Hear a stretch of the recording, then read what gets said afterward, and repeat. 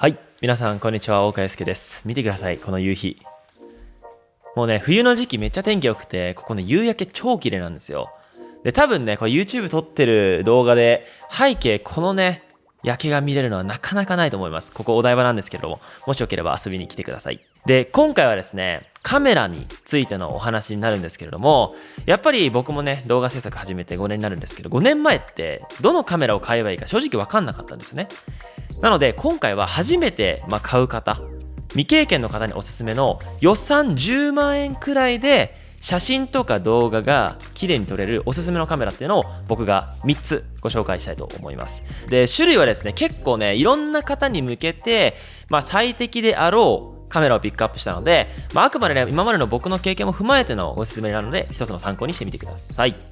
はい。でですね、僕ね、たくさん作品とか、作らせていただいてるんですけれども、意外とね、知られてないので、僕のカメラの変遷を簡単にお伝えします。まずね、5年前に、19歳の時に動画制作を趣味で始めて、まずはですね、GoPro 買ったんですよ。GoPro 4買いました。その後、意外なんだけど、Phantom 3スタンダードというドローンね、買いました。で、その後に、ソニーの α6500。で、次に、ルミックスの、GH5。そして次に Canon の EOS5D Mark IV ですね。はい、これは会社所有なんですけれども。で、そこからいろいろとちょっとお仕事続くようになって、いろんな製品レビューさせていただいたりってあるんですけれども、僕もね、未経験の時はカメラがありすぎて何を買えばいいのか正直分かんなかったので、今日は皆さんに僕のね、ご意見をお伝えしたいなと思います。それでは行きましょう。で、まずですね、種類3つあるんですけれども、今回はアクションカメラ、そしてコンパクトデジタルカメラで一眼ミラーレスっていう順番に、10万円ないしは10万円以下のカメラをね、お伝えしたいなと思っています。なんでね、この3つのカテゴリーをお伝えしているかっていうと、やっぱりね、それぞれこのカテゴリーごとにおすすめの方ってのが変わるんですね。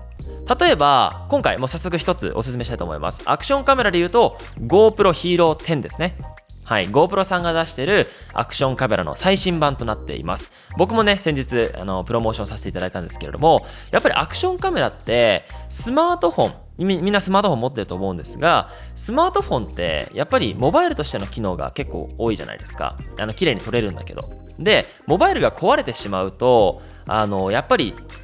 日常生活に支障が出てしまうので、やっぱりスマートフォンで撮れないような表現をアクションカメラでは撮れるんですね。それはやっぱアクションカメラっていうだけに、防水だったりとか、あとは手ブレ補正とか、あと高解像度、色味もすごく綺麗ですと。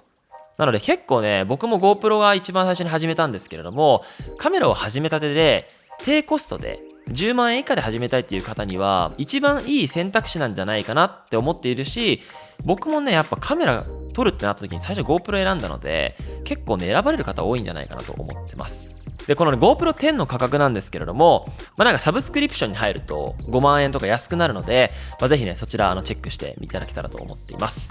続いて、コンパクトデジタルカメラのおすすめいきたいと思います。RX100 の Mark V になります。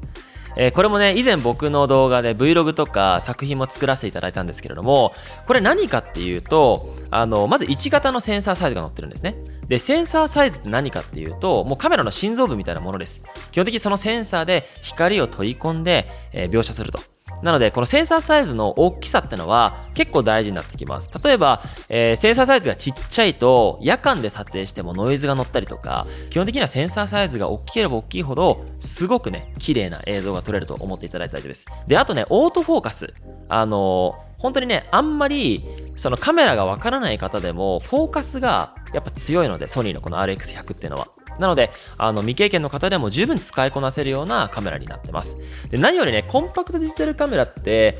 その名の通りなんですけれども、コンパクトな高画質なカメラなんですよ。とにかくポケットに入ると、ポケットサイズですぐ取り出せて、画素数も2100万画素で 4K 撮影もできるので、なのでスマートフォンも十分綺麗なんだけれども、スマートフォンとはちょっとカメラを別にして写真もめちゃめちゃ綺麗だし、あとは動画もちゃんと綺麗に撮れる。で、かつ 24mm から 70mm の焦点距離、引きも撮れるしズームも撮れると。なのでコンパクトデジタルカメラはスマートフォンを持っているけど、もっとね、アクションカメラよりもレベルアップしたいっていう方は RX100 Mark V はすごく初心者の方にはおすすめなんじゃないかなと思っています。で、このね RX100 Mark V もね価格が10万円ぐらいなので、ぜひね参考にしていただけたらと思います。続いて一眼ミラーレスについてのご説明になります。一眼ミラーレスとコンパクトデジタルカメラ何が違うかっていうと、レンズ交換式かじゃないかですね。α6400、センサーサイズは APS-C って言って1型よりももうちょっと大きいセンサーサイズなので、夜間も強いし色の情報量も多いですごく高解像度になってます。でレンズがね、やっぱり焦点距離って8mm とか 16mm とかだとすごく広角で景色が映ると。一方で 200mm とかそういった望遠レンズもあるんですよね。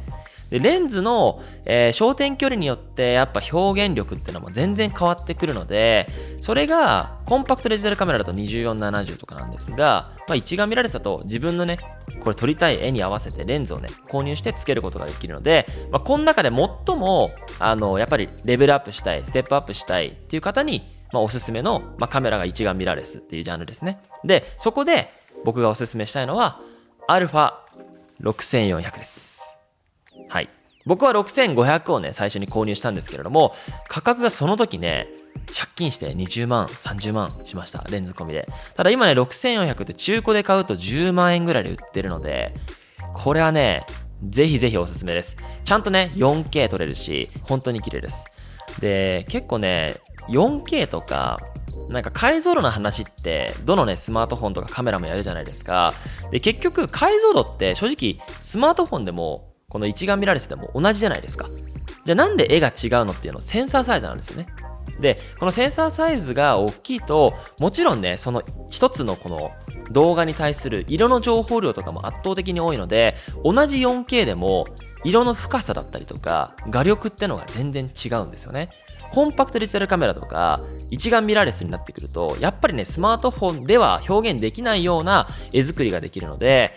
今ねこの動画を見ている、未経験の方もちょっと僕もっと綺麗に撮りたい、もっとかっこよく撮りたいなっていう方はこのね α6400 が、エントリーの方にとっては一番いいんじゃないかなと僕は思っています。僕的にはこれね一眼ミラーレスを買ってそこからね、カメラの沼にはまっていく経験、難しいな伝え方。やっぱりねカメラの魅力って本当にね果てしないんですよ。果てしないと思っていて、でもやっぱそういう世界に入り込むとやっぱ自分にしかできない表現ってのができるから、僕はぜひねこの動画を見ている皆さんには動画の魅力、写真の魅力ってのをねもっと伝えたいなと思ってます。だから今回ねこの動画を見ている皆さんぜひ僕のトップに行って作品見てください。作品は今回ご紹介しているカメラで撮ってはいないんですけれども、極めるとああいう美しい動画が撮れるので、ぜひね皆さんも挑戦していただけたら嬉しく思っています。はい、そんな感じで今回はですね未経験の方に初めて買う場合、予算10万円ぐらいでおすすめのカメラを僕がご説明させていただきました。でですね、僕今動画コミュニティやっていて、Discord というプラットフォームでいろんな方たち、動画好き写真好きの方がコミュニケーションを取れるような環境を整えていますので、もしよければチェックしていただけたらと思います。はい、そんな感じで今日も最後までご覧いただきありがとうございました。もう夕日が沈んでしまったので、それでは皆さんバイチャ。